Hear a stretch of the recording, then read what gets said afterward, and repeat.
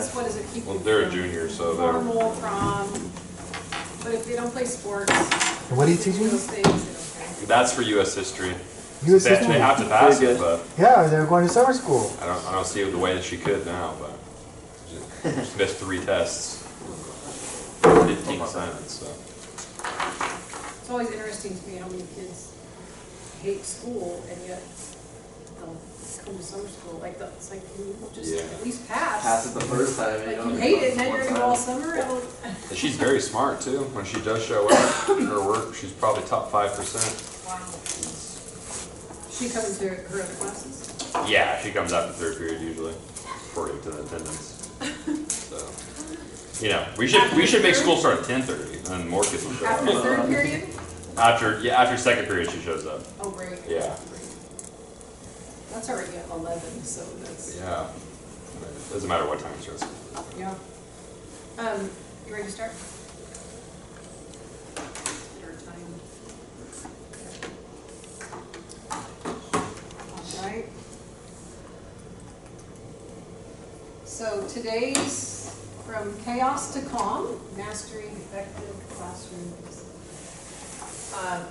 I like this quote: in schools with a history of chaos, the teacher who can keep the classroom calm becomes virtually indispensable. I don't know if you've noticed yet, but like when they have you, VPs talk to you about classes to go into, there are always those classes that they want you to go see. And that's like one of the most valuable assets today is calm in the classroom, right?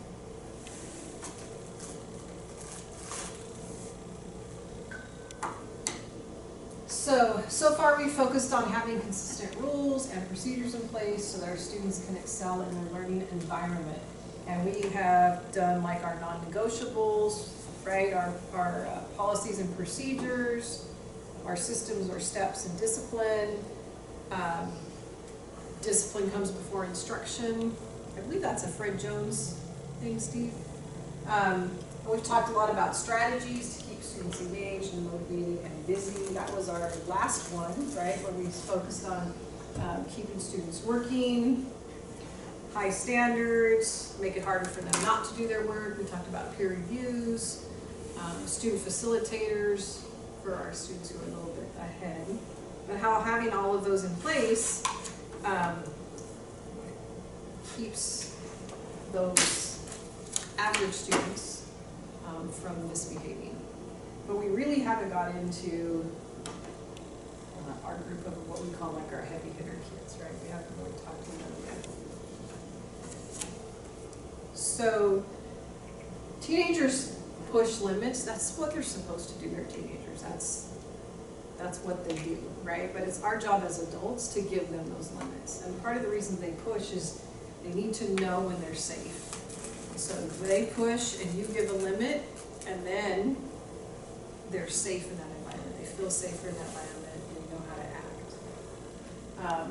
So when you give them limits, most of them quit pushing. They feel safe and there is shalom in your classroom. But what about those other students? Like we talked about in the last class, COVID didn't cause this, but it sure shined a light on some issues that were already happening. When you allow a negative behavior, it impacts 37 other students and their right to an education, their learning, and their stress levels. I was in a teacher's room this last week. She's having an issue with about 5 freshmen. And so we've been working on that. And one of the things I noticed is there was a girl that when these kids were talking when they shouldn't, they were being disrespectful, they were walking out of class, like big heavy hitter kids. And this one girl would just wince every time one of the kids would do that. And so I went to the counselor and I said, hey, I noticed this one girl in particular, it wasn't even the kid I was supposed to be watching. And she said, you know, she's abused in her house. And they're yelling all of the time. So because we're not getting those 4 or 5 boys, there are boys in this class, we're not getting them in control. Now look what that's doing to her. You could tell she just was full of anxiety, so it's stopping a lot of other kids from learning as well. So what to do about those challenging students? So we're going to focus on our heavy hitters. It's kind of what we're going to talk about. I'm going to talk about kind of a plan we could put in place, and then Steve's going to go into some strategies. So first we want to talk about, though, if you have more than 7 students still pushing, so if you like have a class, right, that's still causing you issues, you got to go back to those classroom procedures. Because we should be able to get it down to a small group of students. So if we still have class issues, we got to go back to tightening up those procedures, being really clear about our expectations, having high expectations, consequences. We don't waver. And we're consistent. And that was the one thing I noticed with this one teacher is she's got some really good rules, but she's really inconsistent. And the kids who are acting out, they don't know what they're going to get when they walk in the room. So they're going to push it every single day to know what teacher's showing up. Right? Is this the teacher that's all about the rules today, or is this a teacher that is going to allow this kind of attitude? So every single day they're going to push this teacher until this teacher decides to be consistent. And so again, if you have more than those heavy hitters, we need to go back to that. And the beauty of where we're at right now is we can do that in January. I have a lot of teachers that are like, well, next year. I'm like, no, next semester, right? January, because we all do January as a reset. Kids too. And it's so easy to come back in January, hey, this did not work for us last semester, so this is what we're going to try. And they're high school students, explaining to them that, why we're doing this. And it could be one class, like you could even teach the same subject. This teacher has this issue in one class, freshmen all day, and it's one class. So those procedures are going to be tightened up in January, starting over with this class like it's a brand new class. And that's the beauty of this happening right now, is that we can still do that in January.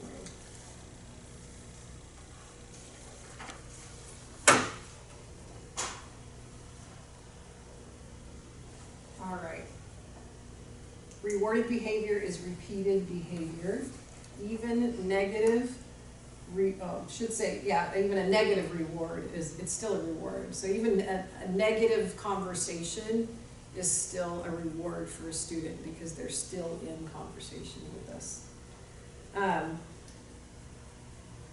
So again, we're going to focus on our goal is, say we have 5-ish students, no more than 7, who are still giving us issues.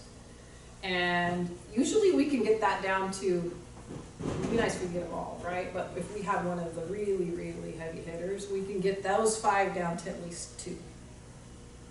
And like the Fred Jones strategy Steve's going to talk about, we'll take care of those 5, and then we're left with those two kids that we really have to do like a deep dive into it. And so we're going to kind of focus on what system we can put in place to do that, to get down to those, and how we can handle those extreme students.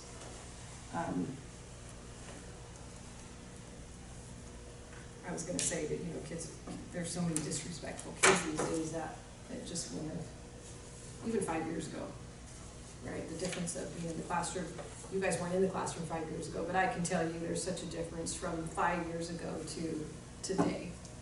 There are students that have come back who were my students maybe their senior year right before COVID, and they've come back and they're now subs, and they're like, it's so different. How in 4 years is it so different? And it's so different. So the strategies we were using before don't necessarily work today.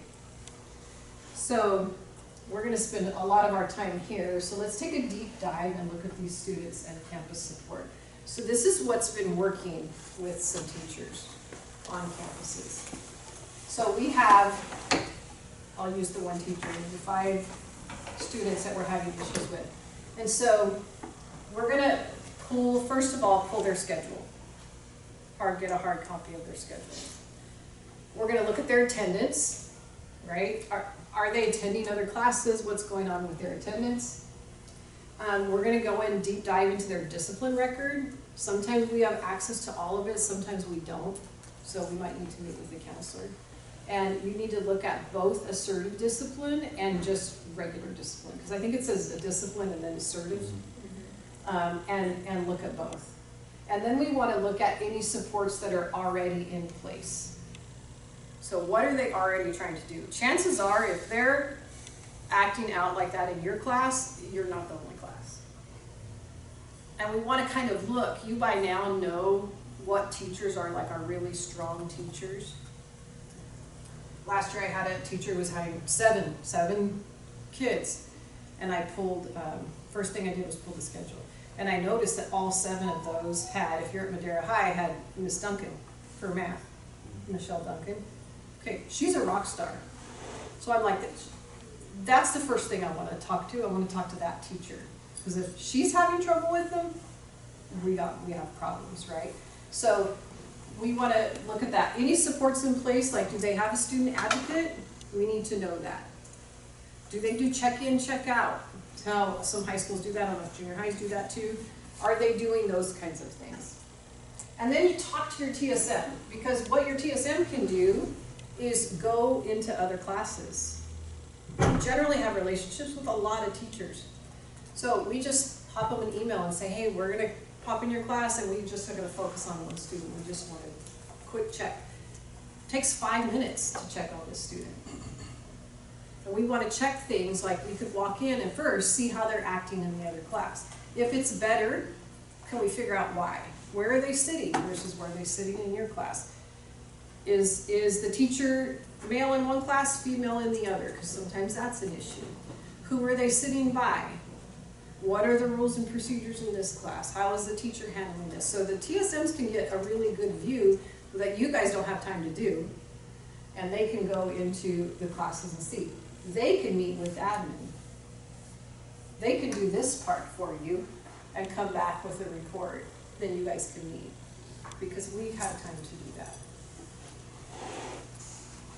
Then also talk to your admin. Again, I mentioned that, but admin and student advocates are a great resource to find out more about the student and how that they can support you.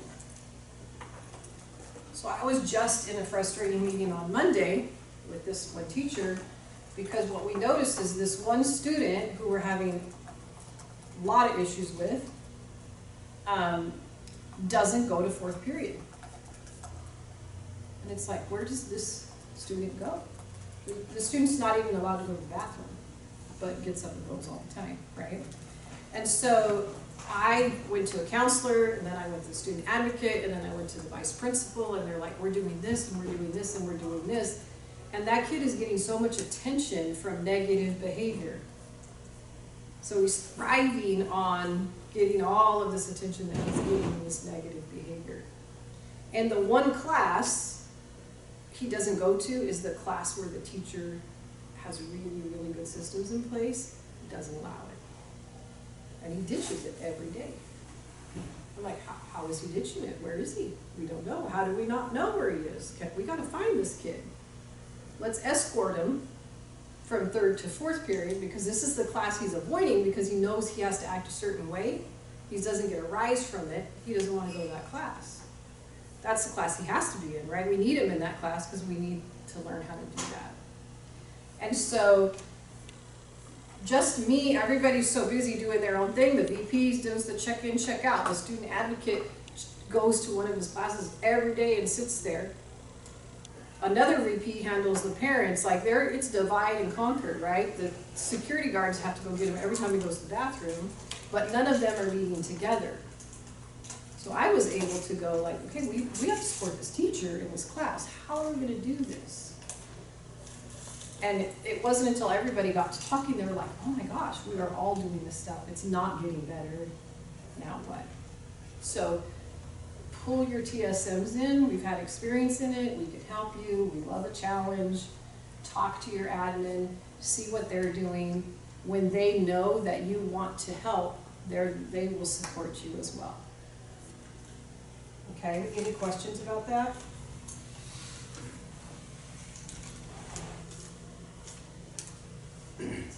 with that, what my admin told me that I could do if they're heavy hitters that don't want to participate. And I actually told them already, to some of my classes, that if you guys don't participate and aren't part of it, I actually could get them out of my class next semester.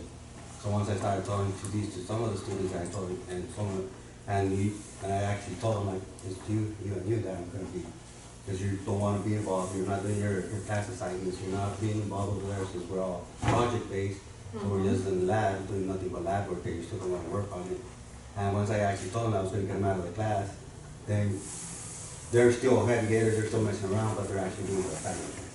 Because then I said, if they don't participate, I'm just going to get out of my class, like my admin told me. Which is nice to have that back up with admin. I think what admin is realizing too is, again, these couple of kids are causing this bigger group not to learn, or to learn less. The teacher that I had last year, we finally got the help because we pulled test scores, and that one class scored the lowest in everything. So those kids were causing all the other kids not to learn. Same thing. So admin is learning, as we all are, right, how to do this and adjusting to that. Like, how do we support it? Because it might help that one kid, but now we're not helping 37 kids. So we have to keep those 37 kids from learning.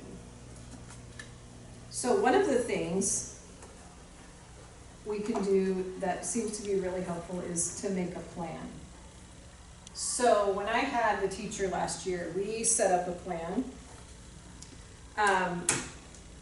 She sat down and decided what she wanted to do. So we first we asked a counselor to come in because we wanted to see how these students, if they would react differently when their counselor came in. So the counselor came in, students did not, wasn't getting the phase when the counselor was there. So then we had a VP come in and the counselor is a big buff guy, right? They still didn't care about that. So the VP and the counselor were like, okay, we got to do something, because they don't even adjust their, sometimes admin comes in and then they're all angels, right? Not these guys, they didn't do that. And so we set up a plan. She put some systems in place and consequences. And the thing is these kids thrive in banter. Again, negative attention is good attention. They thrive in banter. So when you go back and forth with them, it's still attention. And they continue that attitude because they want you to go back and forth with them. So we cannot do that. And so we set up the system in place so that she could go over it with the student one time. And then when the students came in the next day, you know the plan, right? Yes, we're not talking about it. You do this, this, and this. I call security, they come and pick you up, you don't come back till tomorrow. And we don't discuss it or anything, we just walk to the phone and do it. So I sat in the meeting with her. Don't ever meet with the student by yourself without any other adult there, right? Have someone there, whether it's your TSM, get the counselor, whatever. You run the meeting. You can even ask the student, is there something in this class that you feel needs to be changed? And see what they say. And usually they don't. I didn't mention this. Find out if they're an athlete, because bringing in a coach really, really helps. And having that coach sitting there for this conversation really helps. You get a plan set up, whatever that is. You've talked to your admin, they're on board with it. Counselor can call parents. In this case, you could call parents as a teacher, but it is really good to have the counselor because it's like one up, right? It makes the parents know it's serious. Counselor calls the parents, they know their child's going to be met with and this plan is going to be set up. Now we also set it up with security and let them know, hey, for the next 2 weeks, you're probably going to get called every 5th period.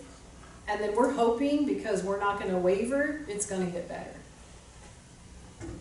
And the security guards are like, we're down. If we don't have to get this kid every day, we're good. We're there to support you. And so they were there in a minute. Took about a week and a half, and she got those 7 down to 1 kid. 6 of them, they weren't getting their rise anymore, they weren't bantering anymore. A couple of them were football players, the coaches were in that meeting, they didn't like that. Some parents were active. There were all different dynamics to get those kids working, but then we were just down to 1 student, and then we could better handle that 1 student. So get the support, call home, meet with the student, don't banter and don't waver. Right? If we do those two things, all bets are off. And we can do that with all of our heavy hitters, right? But they're really the best system for those two that we're stuck with that still don't do that.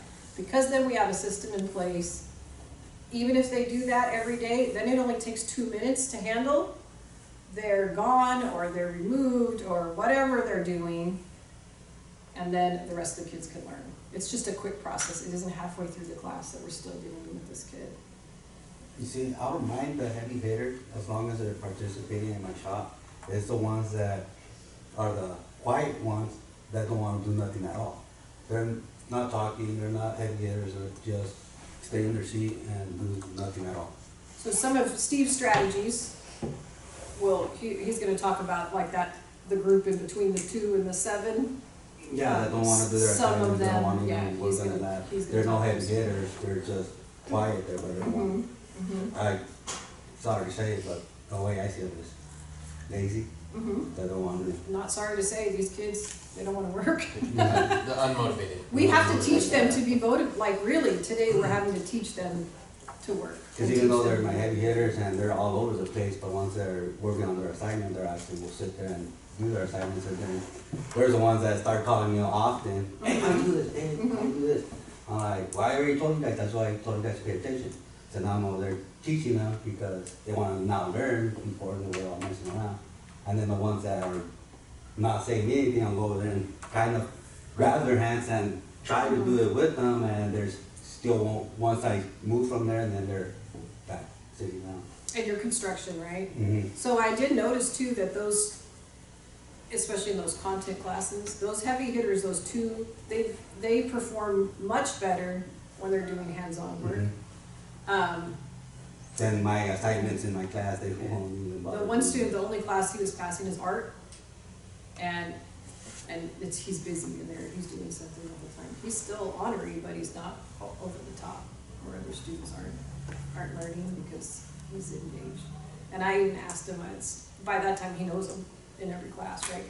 And I asked him about art, because I'm like, well, you act better in art, what's going on? Do you like art? He's like, I hate art.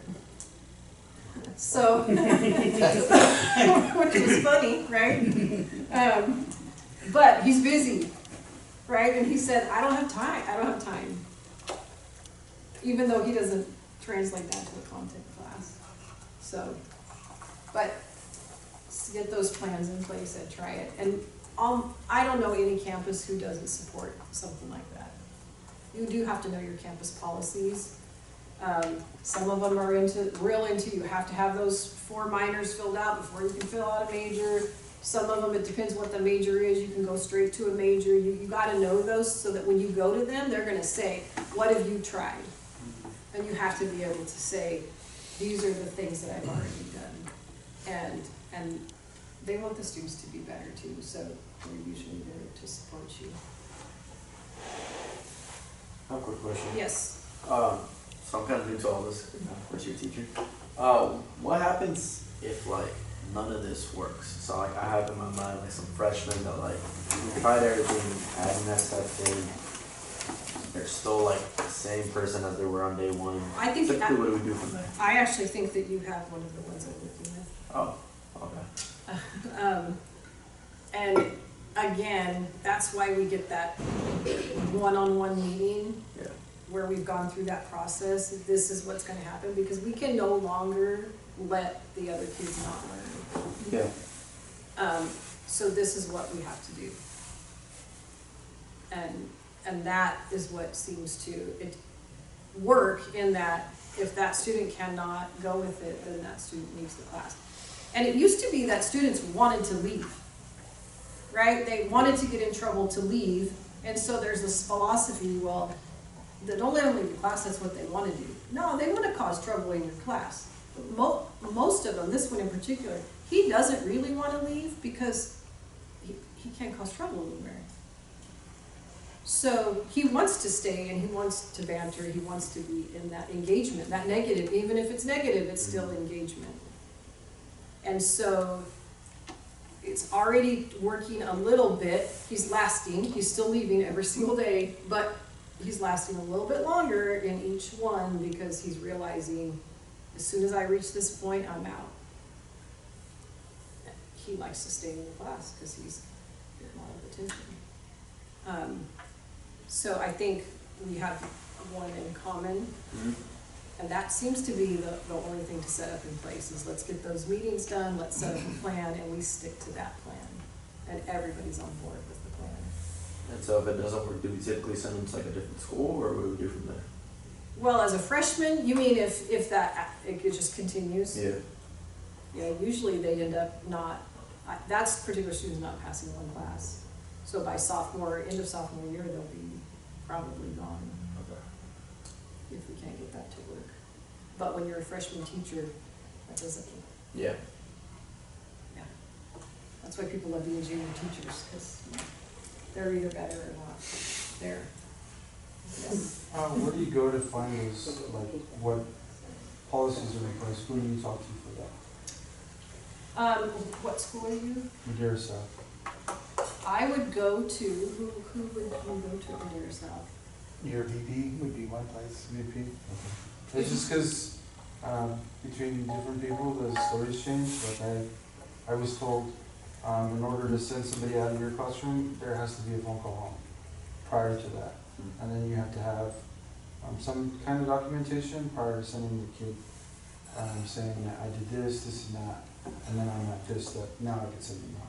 Yeah, so find out, every school's different, and to be honest, VPs are different, if you guys haven't noticed that yet. When you look at a kid and their schedule, and you're like, okay, they have this VP, Madera High, if you have Ledesma, on it, we're on it, right? We have another VP, we're like, oh, shoot, this is gonna take forever to get through, right? Because every VP handles it a little bit different too. He's all And wrong. so, if you get the support from your VP, if not, if you ask your principal, he's a really good guy, for a meeting, Okay. and say, I'm unclear, I've been told this by different people, and I'd really like to know what we have in place, like what do we do? Because like at Torres, they can assign SRC, Madera High, you can't assign SRC. Even at Madera High, some VPs are like, that's a minor, and other VPs like, that's a major, and you know, it gets very confusing. It's hard to keep track, and asking those veteran teachers who know. Okay, and I think you could, if you can't meet with the principal because of time constraints, you can send your TSM to meet with the VP and say, we're trying to, that way it also kind of preserves, especially if that TSM has multiple teachers on the site, your anonymity. So it doesn't look like you don't know and you're just trying to, your TSM can just ask, just trying to figure out what the policy is here so I can reinforce that in the classroom for your teachers. Tell me about the procedure for this situation. And most TSMs know, we've been around a long time. We know who to talk to, we know where to get the answers. We know most of the time what's really going on and have our teachers' backs, right? And even the VPs know, we're like just an extra person on, you know, because we're teachers as well, we want the best for the student and our teacher. And so VPs tend to be, our principals are really receptive because we come with a pretty unique view. But, you know, that's a really great idea to ask your TSM. But I feel like most principals, if they have time, would like, God, what a breath of fresh air, trying to get these students working and engaged in my classroom. This is what I need to know these things because I want to work on that. You ready?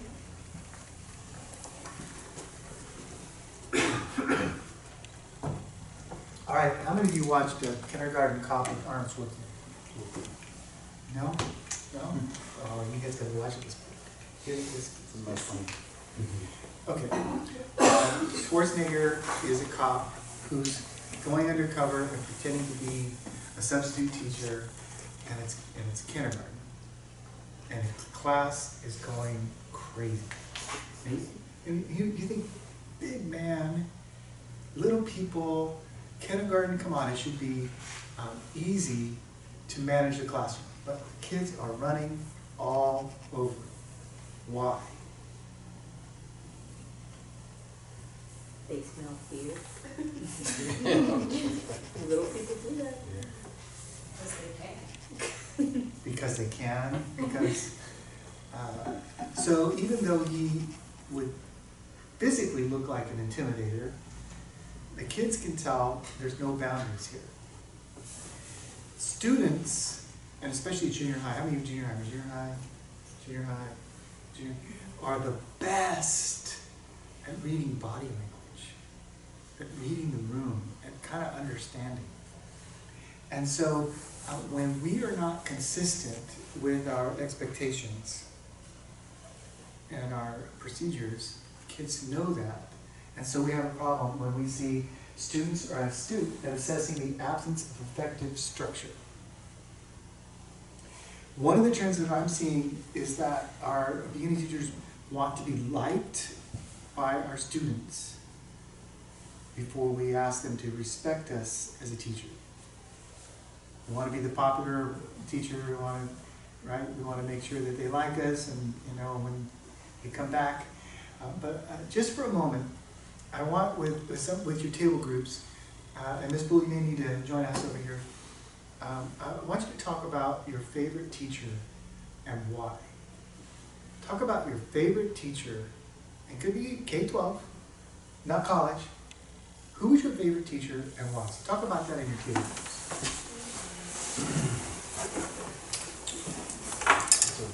My favorite teacher was probably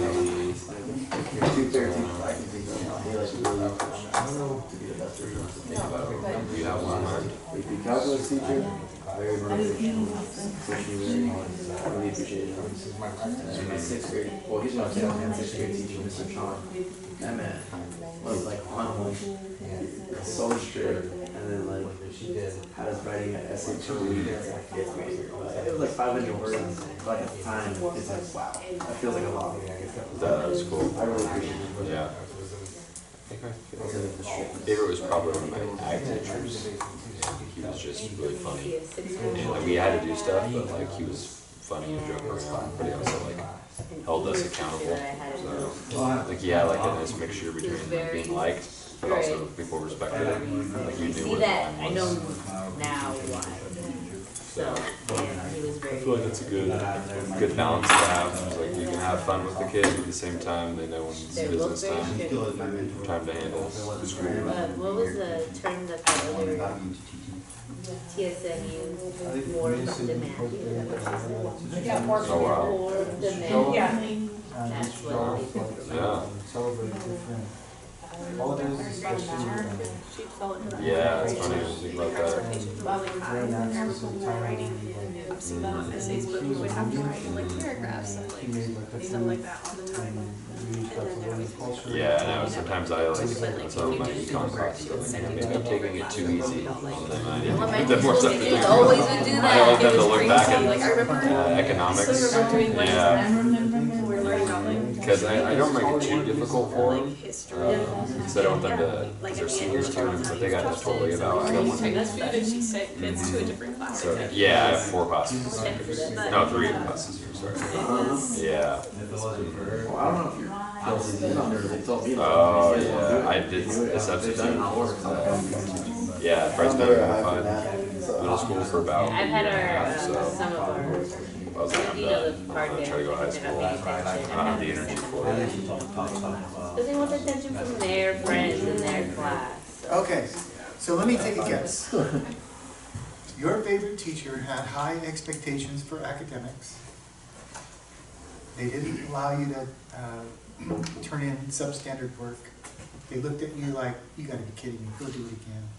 They had expectations for you, and they also had high expectations for behavior, right?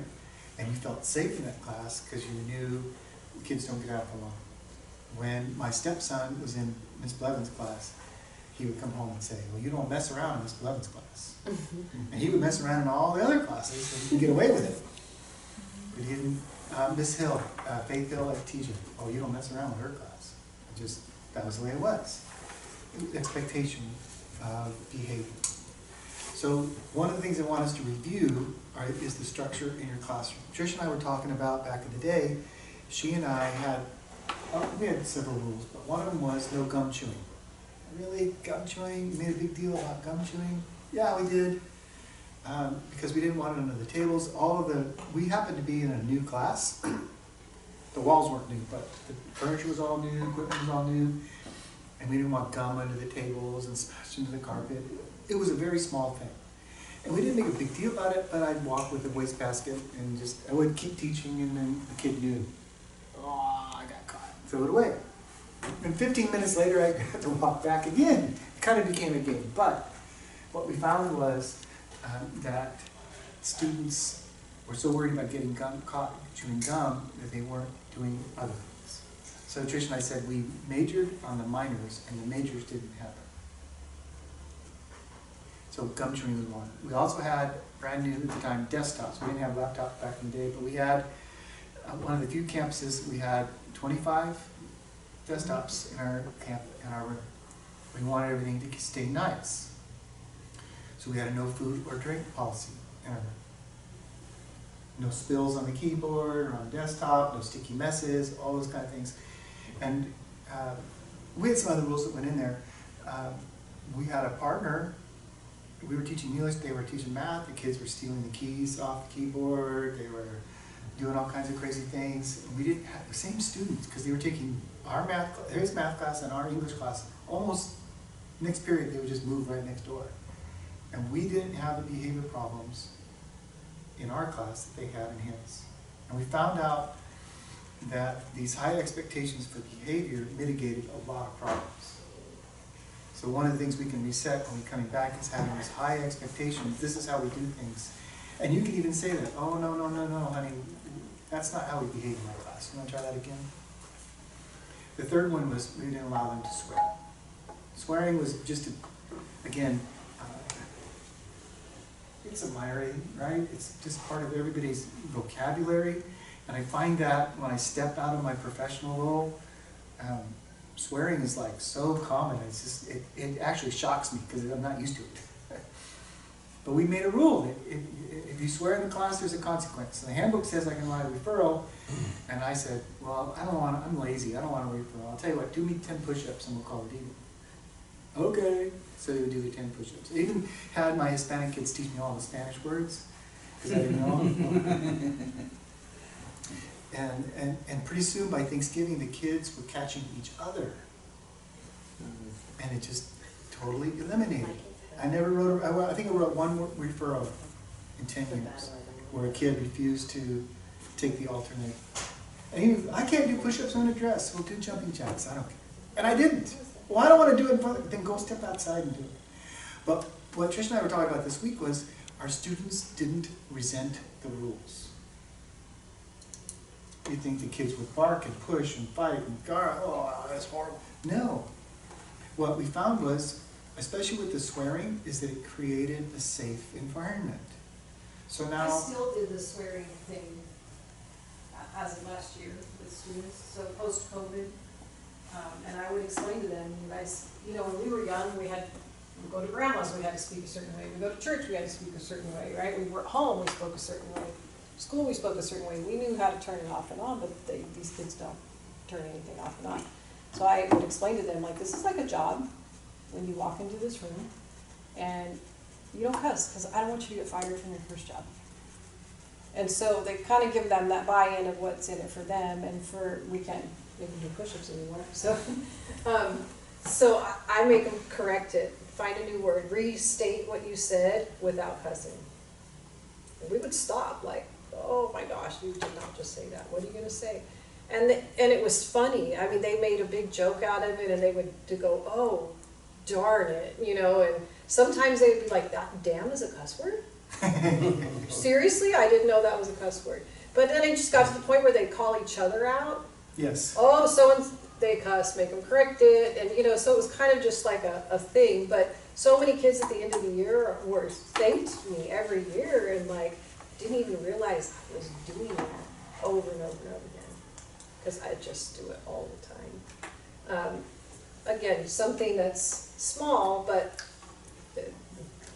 yes. Do you think if it's not an expectation at home, it's just gonna be a constant battle with your same people? No. Because I don't think it was. No. I just feel like, cause all my kids in every single class, they cuss so much, and I just feel like that's a battle that I don't want to fight, so I just don't even, I'm just like, whatever, I'm not even paying attention to it, because they just do it all day long, and I have other fires to put out, and I don't want that to be my main focus. And that could be yours. That was one of my big Well, things. you gotta that not we make it a needed to fight. do.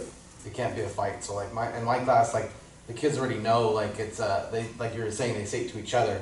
I say it to all the kids in the beginning of the year. There was a lot of them where I said, keep professional, keep professional. And that's like, now all of them say that line, keep professional. And then I call all my students Mr. and Miss, and so they're used to calling each other now Mr. and Miss, and, you know, whatever their either first name or last name.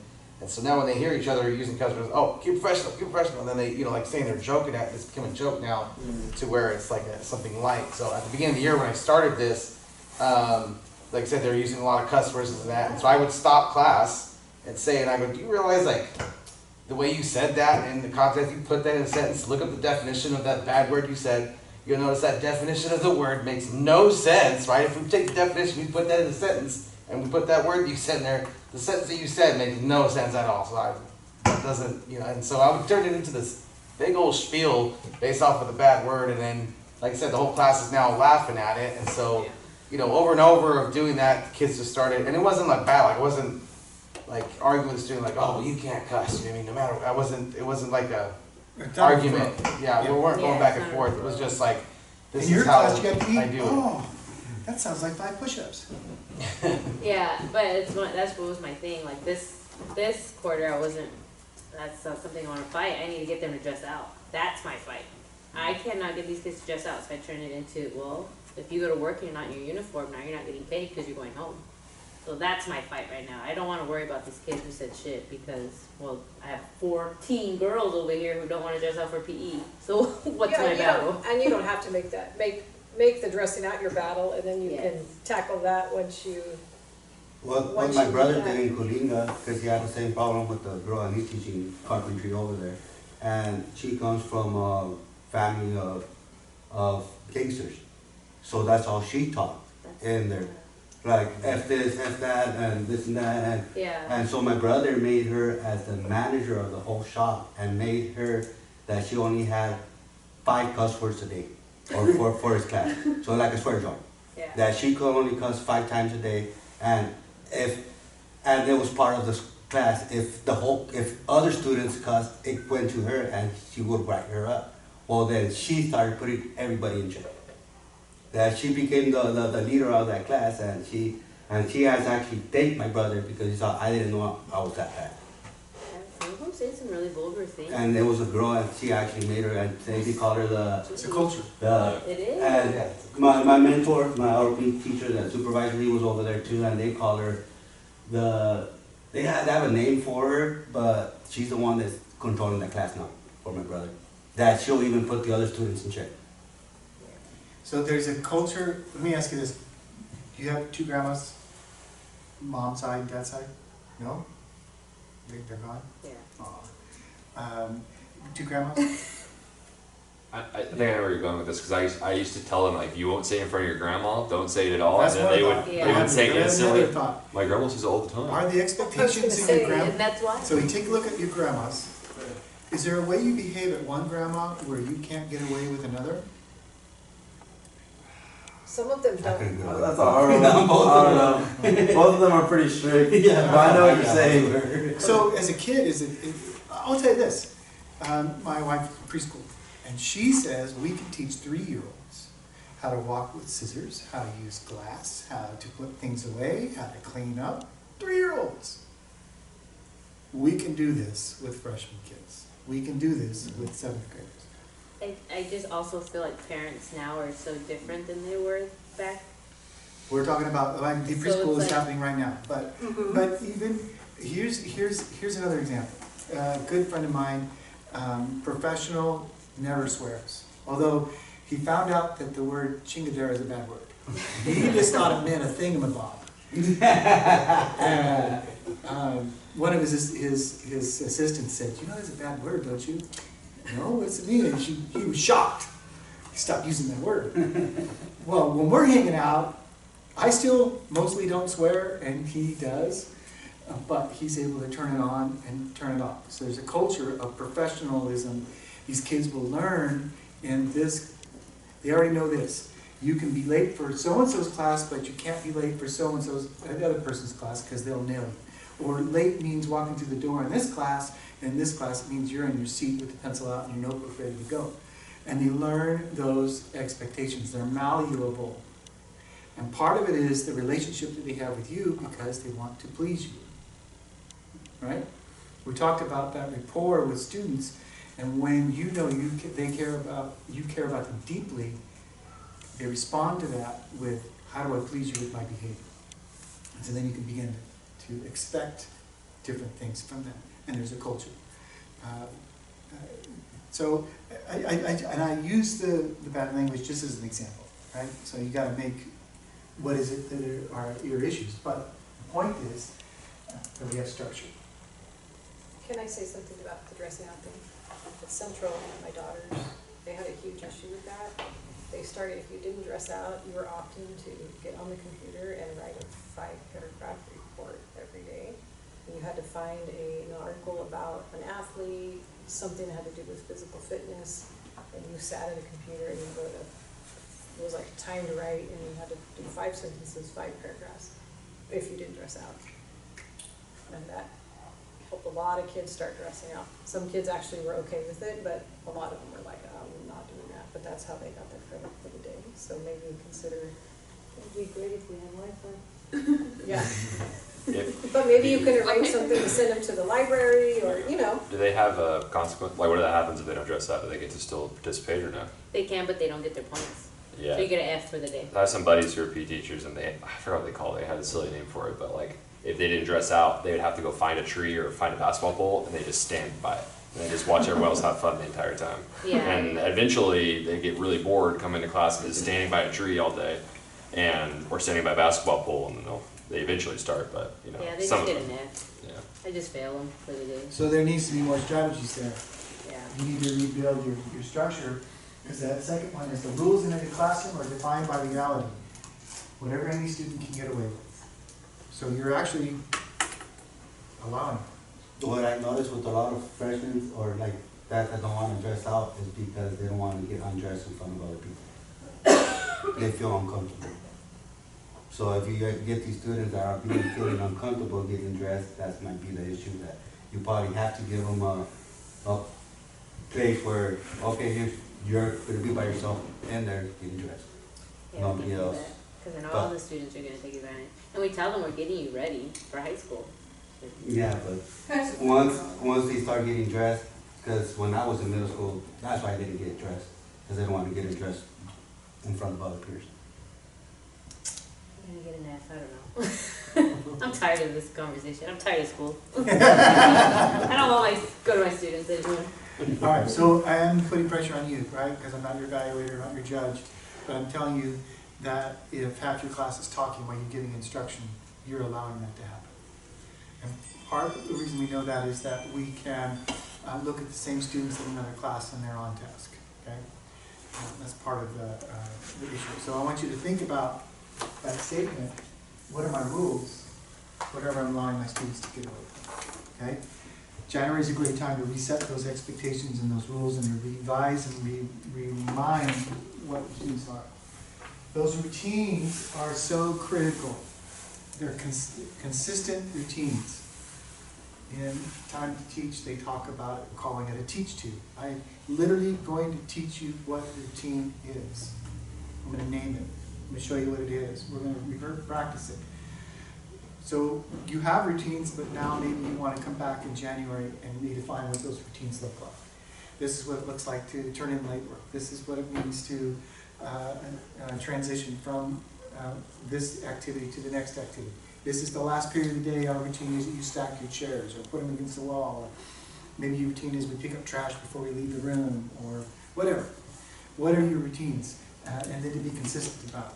So one of the problems I had as a teacher was that things that didn't upset me on Tuesday upset me on Thursday. Tuesday I had all kind of patience. By Thursday I was worn down and I was reacting to it in a bad way. What we've learned with routines is that it creates muscle memory, if you will, and becomes automatic. So now I don't have to think about it, and the students don't have to. This is the expectation, this is the culture.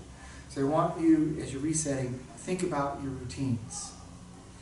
Do they take too long?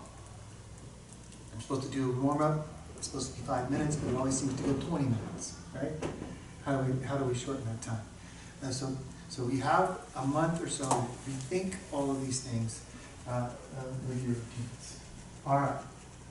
What do we do when a student pulls some stunt in your classroom and you think to yourself, I never want to see that again? What do we do?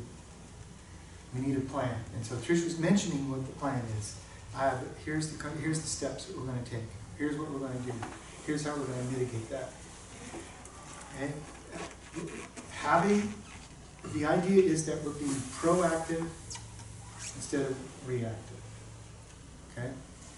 Do you have a plan for something that you never want to see in your classroom again? All right, let's talk about brat behavior. What do you think I mean when I write brat behavior? A kid that doesn't listen to what you're like. You tell them don't do that, and they just keep doing it. Don't touch that stove. Why not? You'll get burned, right? Okay. They like to argue. They like to distract you. They like to take you down a rabbit hole. I once had a student in the middle of a lecture ask me, how do they get sharks in the ocean? And seniors, mind you, and I looked at her and I said, they escaped from a pet store and then they just grew from there. And she went, oh. 15 minutes later I heard, Mr. Thornton! And I'm thinking to myself, oh Lord, this is a senior. But they want to do that, right? They distract you to see what they can do. Okay.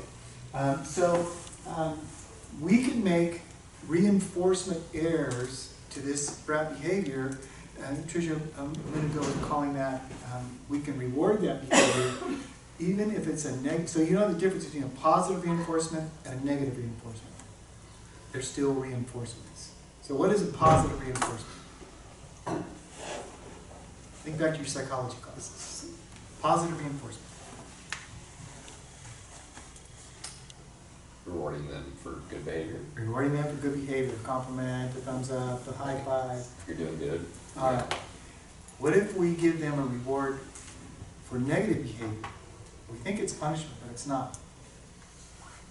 They're getting attention whenever they are misbehaving. They're still getting reinforced on that, aren't they? They're still getting a reward. So you do something dumb, and I yell at you. I call you out. I make you go sit in the corner. It's a negative reinforcement, but I'm still reinforcing. And it's even different than punishment. Are you making reinforcement errors? So we're going to go through some thoughts here for a moment, and then I want you to think of that question. Am I giving reinforcement errors?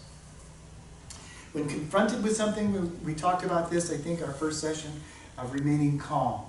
Remember, I made you stand up. I made you practice moving in, moving out. The Queen Victoria look. If you get irritated in the classroom, what happens to your brain? And we talked about that. So think back for a moment, back in September when we started reading. What does your brain do when you get agitated? It freezes. It can freeze up because all your thinking goes from your neocortex down into your brainstem, right? And can you think clearly when that happens? No, we talked about that. Remember, you went to an interview and 2 hours later you said, oh, I should have said. Or you had a fight with your wife and you want to, an hour later go, and another thing. Right? Because at the moment you couldn't think. All right. Well, what happens if you have a class of 48 kids in PE, or we have 38 kids in our class and our brain locks up on us. Who has control of your brain? Students. Oh, game on, bro. This is going to be fun. Let's see where this goes. All right, so we need to remember to remain calm. How do we do that? So I gave you some techniques, but I want to give you one more thought. Very rarely are the symptoms that you are receiving really directed at you. You just happen to be the adult standing in front of the student at the time. So what I want you to do is not take it personal. Whatever they're saying, don't take it personal. They're reacting to something at home, on the playground, on the streets, and they're bringing it into the classroom. My wife says, assume every student has gone through trauma. Not drama, trauma. Okay? And so, those words that we were talking about, and they just launch. And a string of stuff comes out. We have the option of saying, whoa, whoa, whoa, you're out, call security, write a referral. But is that the best course of action? Is that the best course of action? A couple of things. You have 37 other students watching how you're going to react to that, right? Can I get away with this? So we still need to deal with it. But are there ways to deal with this in such a way that we can defuse the situation without sending the student outside of the class? So I will tell you what to do. If you can't think of anything to do, do nothing. Give them a look. Unpredictability is scary. When you behave in an unpredictable manner, it's scary.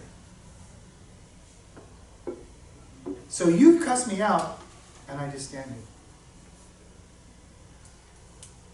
I'm not mad, I'm not happy. Now you don't have any clue what I'm thinking. Whoa, that's kind of different, right? And we move on. I'm still going to address this. The kids go, whoa. What if I engaged him though? What if I got angry back? They would love it. And what's happening to the other kids in the classroom? That's why how easy it was to get. They pull out their phones, they want to record. All right, so they're recording. They might join in.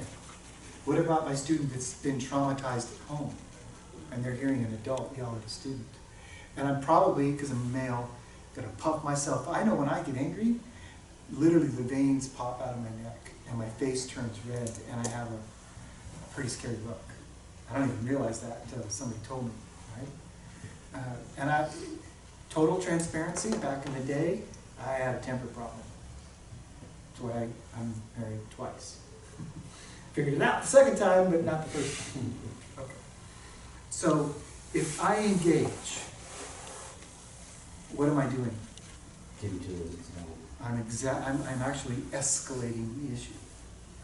How do we diffuse this? If I am locked up and can't think of it, the best thing to do is, at the very least, do nothing. Just be quiet. Then I have some strategies. Here are some suggestions, but you need to think of your own strategies. How would I deal with this explosive student? Is there a way to keep him in class without disrupting the learning environment? So I might have to refocus it, right? That could be one option. What else could I do? I might have a teacher that I'm partnered with where I could send that student to another teacher, okay? That's not as common as it used to be. In fact, that's kind of rare. What else can I do? And remember, he's not talking about those two that sending them out is the answer, right? We're not. Oh, yeah, correct. We're in that middle zone, right? Do students have trauma going on outside of your classroom? What are some of the stories that you've heard? Dad's arrested? One of my girls got jumped into a game. Jumped into a gang? Mom's boyfriend beat me up? Going through a divorce. Going through a divorce, and that's only long term, right? there was a lot of drama in my house when we were going through the divorce, and my daughter was in 6th grade, which girls I don't get, but 6th grade, that's like the toughest year, isn't it? 6th grade's not the toughest? What's the toughest? 7th grade? Pretty close. Middle school, yeah. Right? There's a lot of things going on, and she was, and I had an autistic son at home. So my daughter's strategy was, if I cause problems, my dad has to pay attention. Because I was trying to focus on my son, which I didn't understand all the dynamics of having an autistic son at home. She was going to get attention, excuse the word, one damn way or another. Right? 10 push-ups. Right. Yeah, I would too. So, having a plan to dealing with this, is it a refocus area? Is it a timeout? Is it, let me take you outside for a moment? One of the times I had a student blow up at me and took him outside. So I can still see my class, right? So, wait, you want to try that again? Because we've never had this kind of reaction before. What's going on here? Yeah, I just had that happen to me recently. Well, not a blow up, but it was like one of those things where it's like we've been in school for how long now?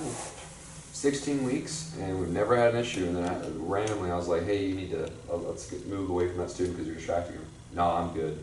And I was like, "What? Like we've never had an issue. You've never talked back to me." And then of course all the kids are looking at me and see how I'm going to react. And then I tried not to take it personally. I was like, "Oh, you're good. Like no, you're going to do what I tell you to do." But I kind of had to like calm down and like kind of figure out what my plan was, and then I just had him step outside. I was like, "Hey, let's just go outside really quick." And then of course his energy changes once he's outside, one-on-one in the hallway, and I'm just like, "Hey, like, is that response disrespectful?" "Yeah." He goes, "Why did you say that?" "Well, I don't know." And then, but I found that like taking him out of the environment in front of his peers made it so that he wasn't like looking like a bad in front of his buddies or the whole other class. And now that he was in the hallway, he was like, "Oh, I'm sorry, like I didn't mean to say it." So I don't know. I think my response to a similar situation, I wish I would have done what you did, but I said, well, you have a choice. You can sit in that chair or you can sit in the security chair. Which choice do you want? Yeah. You're going to move. Is it that chair or do I send you to security? All right. But yeah, having that opportunity for a therapeutic conversation and reconciliation. So blow up, calm the situation down, circle around and say, let's talk after class, get a chance to say, what's going on here, because this is not you, let's figure this out, and realize that it wasn't personal. Something happened at home that caused him to see whatever authority in my life, you're representing that person at that moment.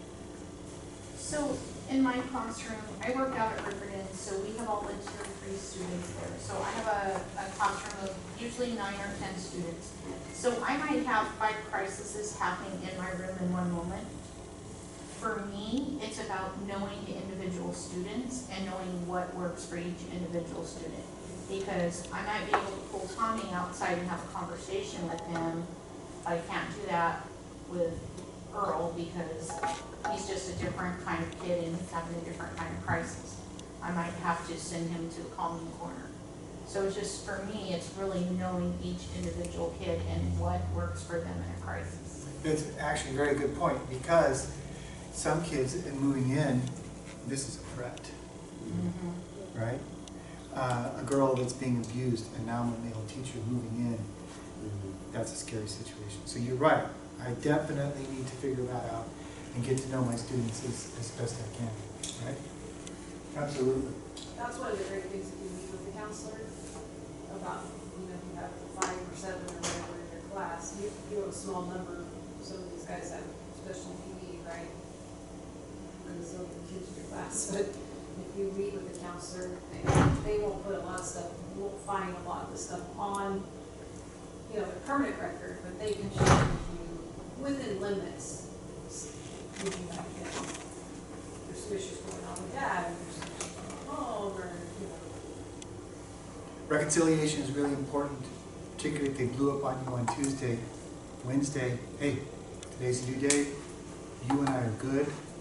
Let's have a great day today, right? We don't want to carry that anger from yesterday into today, or we're going to have the same problem all over again. Okay? how do we do that? How do we allow for this word grace, if you will, mercy it really is, right? How do we give mercy to the student so that they're not being penalized tomorrow for what they did today? We keep in mind there's a really good chance that this was not personal directly at me. Okay? All right, here's some ideas. Trish went through a list. Here's another one. So we have some ideas for responses.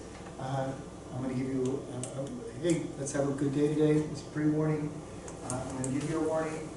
I'm going to tell you what's going to happen if this happens. But here's the key. You can't give 4, 5, 6, 7 warnings. You can't bluff.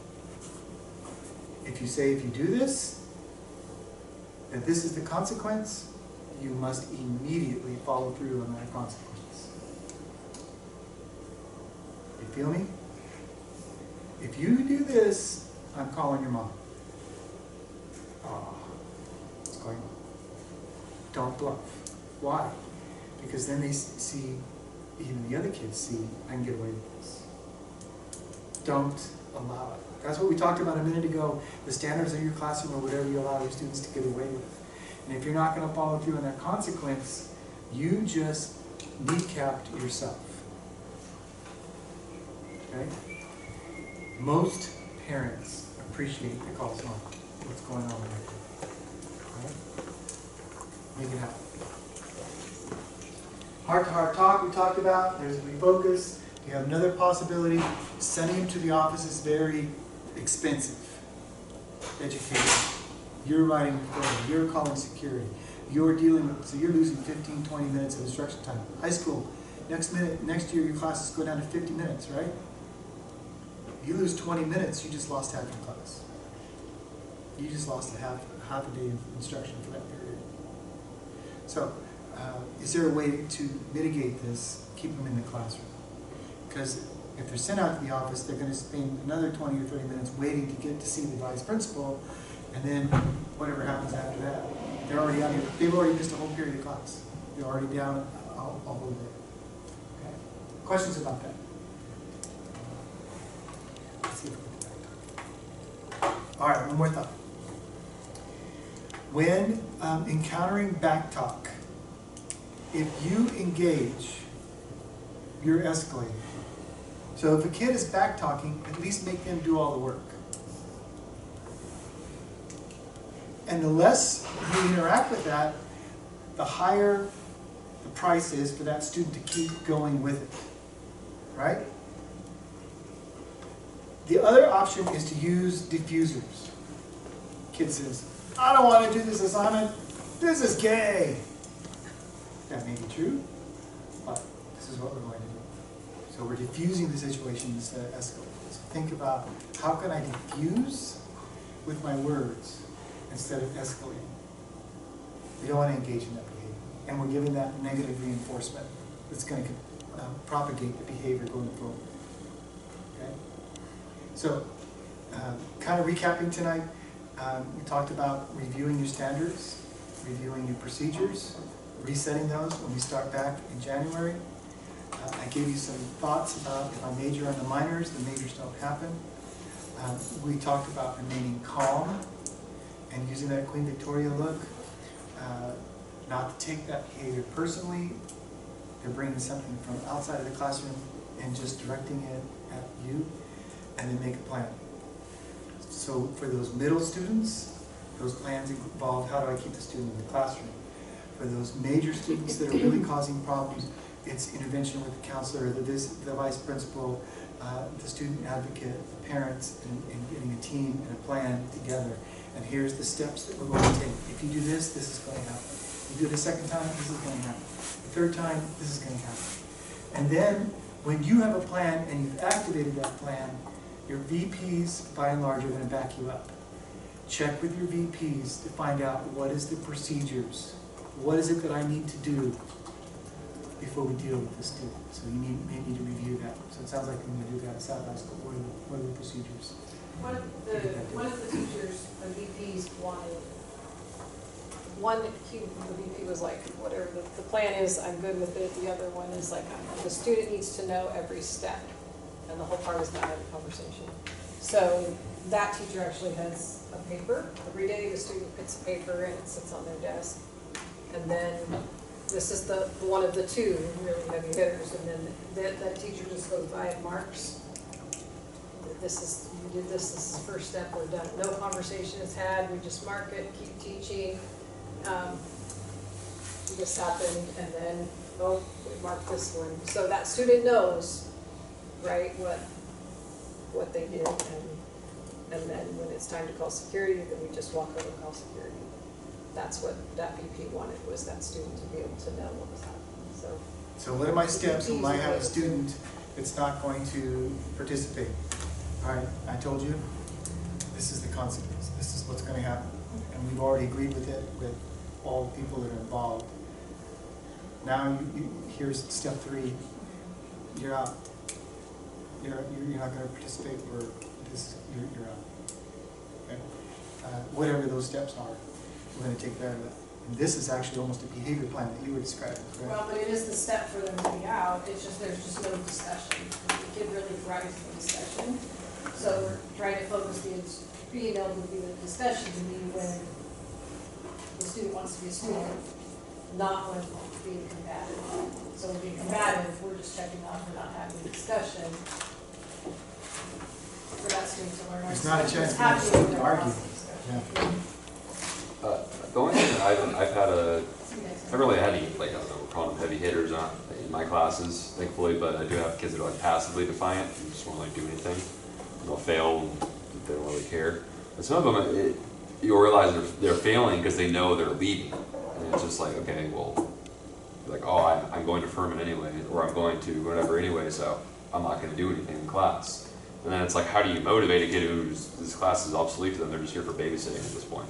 And it's just like, well, please don't distract anybody then, I guess, because once they know their paperwork is done, there's not, yeah, I guess there's nothing you can do. They just can't cause issues. Sure. In other classes. Yeah. And if they're juniors, you have them that are juniors, Mm-hmm. sometimes if you check in with the counselor and they're just waiting for the paperwork to go through, like everything's done, they have 2 weeks, sometimes you can arrange, like, the students causing this issue, this group, you can arrange them to go be an office assistant for 2 weeks or something. They come and check with you and go. I'm not having that issue now, but I had it in the beginning of the school year, but then they told me they were leaving, and I was like, oh, well, I guess don't do anything, have fun. But I mean, I would weird. It's a weird scenario to be in. confirm that with the counselor, because they could just be telling you that, right? Yeah. Oh, Well, they did leave, the ones that did have this problem, but like, if it happened again in the future, I wouldn't really know how to deal with it, especially if they, but you're right, I guess the counselor, I could say. challenge that, Yeah, I'm sure you're leaving. Yeah. And then also, you realize that the work that you're doing now goes with you, so you just have more work to do when you get there. We can do some of that now. I don't know.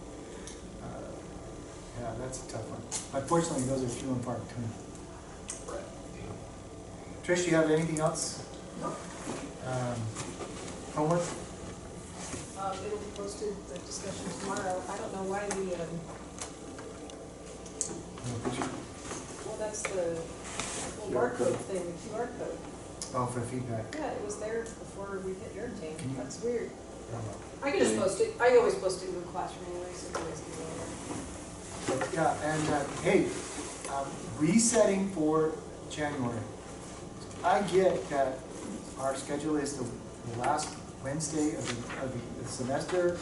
You know, like, you're killing me small. But we want you here, and we want you to invite your peers, even if they're not taking the class, even if they haven't shown up yet. To tell them, hey, we're going to give you some food for thought on what to think about over the break so that you can start fresh January 16th. Is that when we started back? So invite your friends. Obviously, we have the capacity. Tell them what you're learning, what you're getting out of this, and the fact that we can reset in January. So we'll see you in 2 weeks. I know it's the last week. I know, oh, you're killing me. I'd rather see you there. All right? All right. Good night, guys. Thank you.